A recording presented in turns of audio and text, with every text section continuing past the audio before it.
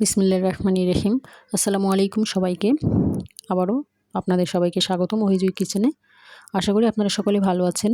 আপনি যদি আমার চ্যানেলে নতুন হয়ে থাকেন তাহলে প্লিজ আমার চ্যানেলটাকে সাবস্ক্রাইব করে আমার পাশে থাকবেন।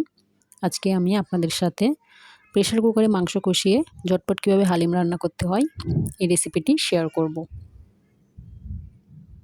এজন্য এখানে আমি একটা রেডিমিক্স হালিম নিয়েছি। এর মধ্যে দুইটা প্যাকেট থাকে, একটাতে থাকে চাল ডালের গুঁড়ো আর একটাতে থাকে গুঁড়া মশলা। এবার আমি একটা বলে চাল ডালের মিশ্রণটা নিয়ে নিচ্ছি। এবার এখানে আমি গরম পানি অ্যাড করে দিচ্ছি। একবারে ফুটন্ত গরম পানি দিয়েছি এবং একটু করে মিশিয়ে নিচ্ছি যাতে দলা পেকে না যায়। এখানে মোট আমি 3 কাপের মতো গরম পানি অ্যাড করে দেব। এবার 1 ঘন্টার জন্য রেস্টে রেখে দেব। আপনারা 30 মিনিটও রাখতে পারেন।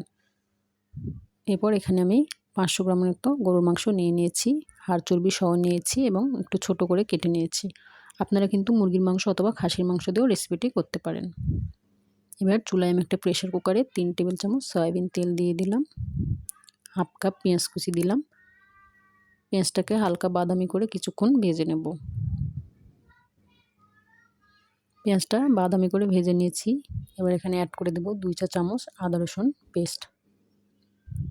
আদা রসুনটা পেঁয়াজের সাথে কিছুক্ষণ একটু ভেজে নেব। এবার এখানে আমি অ্যাড করে দিচ্ছি সামান্য একটু পানি, যাতে গুঁড়ো মশলাগুলো পুড়ে না যায়। এবার এখানে দিয়ে দেবো 1 চা চামচ গরম মশলার গুঁড়া, 1 চা চামচ জিরার গুঁড়া, 1 চা চামচ ধনিয়ার গুঁড়া, 2 চা চামচ লাল মরিচের গুঁড়া, 1 চামচ হলুদ গুঁড়া। ভালোভাবে মশলাগুলো একটু মিশিয়ে নিচ্ছি।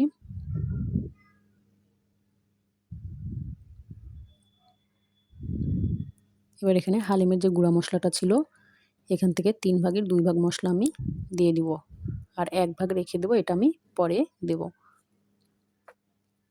এবার মশলাটা ভালোভাবে মিশিয়ে নিচ্ছি। এবার মশলাটা কষিয়ে নেব 2 মিনিট। মশলাটা কষানো হয়ে গেছে। এবার আগে থেকে ধুয়ে রাখা মাংসগুলো দিয়ে দেব। এবার মাংসের সাথে মশলাগুলো খুব ভালোভাবে একটু মিশিয়ে নিচ্ছি নেড়ে চেড়ে।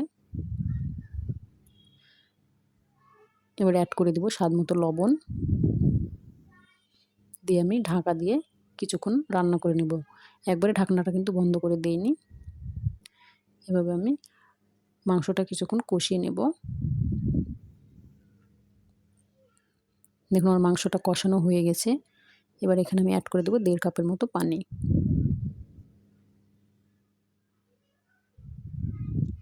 একটু নেড়ে চেড়ে এবার আমি প্রেসার কুকারের ঢাকনাটা আটকে দিচ্ছি।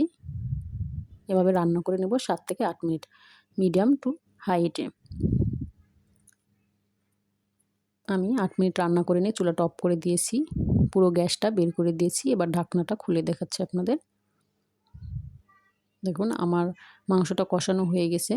মাংসটা কিন্তু 70 থেকে 80% সিদ্ধ করে নিলেই হবে, কারণ বাকিটা কিন্তু ডালের সাথে রান্না হয়ে যাবে। এবার যে চাল ডালের মিশ্রণটা ভিজিয়ে রেখেছিলাম এটা আগের চাইতে একটু সফট হয়ে গেছে। এবার এক্সট্রা পানিটা একটা বাটিতে ঢেলে নিচ্ছি, এটা আমি পরে ব্যবহার করব।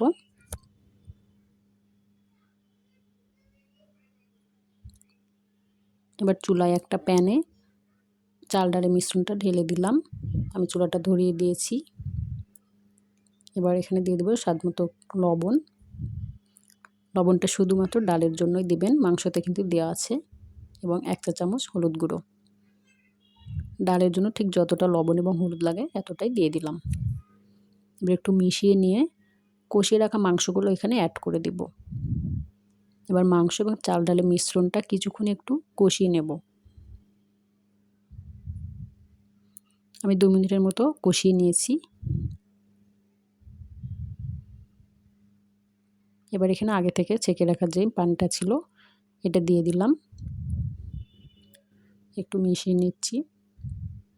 এবার এখানে 7 কাপের মতো গরম পানি অ্যাড করে দেব। এই পর্যায়ে কিন্তু পানিটা একটু বেশিই দেবেন, কারণ ডালটা ফুটে আসার পর কিন্তু অনেকটা ঘন হয়ে যাবে। এভাবে আমি মিডিয়াম টু লো হিটে 50 মিনিট রান্না করে নেব। মাঝে মাঝে কিন্তু আমি ঢাকনাটা খুলে একটু নেড়ে দিয়েছি যাতে নিচে লেগে না যায়। আবার আমি ঢাকনা দিয়ে দিলাম। এভাবে আমি 50 মিনিট রান্না করে নিয়েছি। এরপর এখানে অ্যাড করে দেব পেঁয়াজ বেরেস্তা এবং আগে থেকে রেখে দেওয়া যে হালিমের মশলাটা ছিল এটা। এবার একটু নেড়ে চেড়ে মিশিয়ে নিচ্ছি।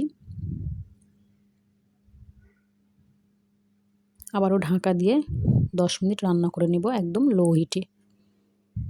ফিরে এসেছি 10 মিনিট পর। দেখুন এখন কিন্তু আমার হালিমটা রান্না হয়ে গেছে, ডালটা কিন্তু ফুটে এসেছে। এখন চুলাটা অফ করে দেব এবং পরিবেশন করে নিচ্ছি। হালিমটা কিন্তু অনেক গরম আছে, কিছুক্ষণ পর কিন্তু আরও ঘন হয়ে যাবে, এজন্য একটু পাতলা অবস্থায় চুলাটা বন্ধ করে দেবেন। এরপর উপর দিয়ে দিয়ে দিচ্ছি একটু পেঁয়াজ বেরেস্তা, একটু গাজর কুচি দিয়ে দিচ্ছি, একটু শসা কুচি দিয়ে দিলাম,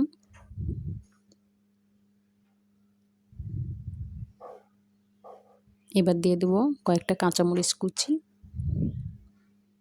এবার দিচ্ছি ফুচকার পাঁপড় একটু ভেঙে ভেঙে উপর থেকে দিয়ে দিচ্ছি। আমার চ্যানেলে ফুচকার রেসিপি দেওয়া আছে, আপনারা চাইলে দেখে নিতে পারেন, ডিসক্রিপশন বক্সে লিঙ্ক দেওয়া আছে। এরপর ওপর থেকে একটু লেবুর স্লাইস দিয়ে সাজিয়ে নিলাম। দেখুন কত সুন্দর হয়েছে। বাসায় কিন্তু অবশ্যই আপনারা ট্রাই করবেন এবং কেমন হয়েছে কমেন্ট করে জানাবেন। আর আমার রেসিপিটি ভালো লাগলে অবশ্যই লাইক, কমেন্ট এবং শেয়ার করে দেবেন। আর পরবর্তী ভিডিওর নোটিফিকেশান পেতে বেল বাটনটি ক্লিক করে রাখবেন। এ পর্যন্ত ভালো থাকবেন সবাই। দেখা হবে পরবর্তী কোনো ভিডিওতে।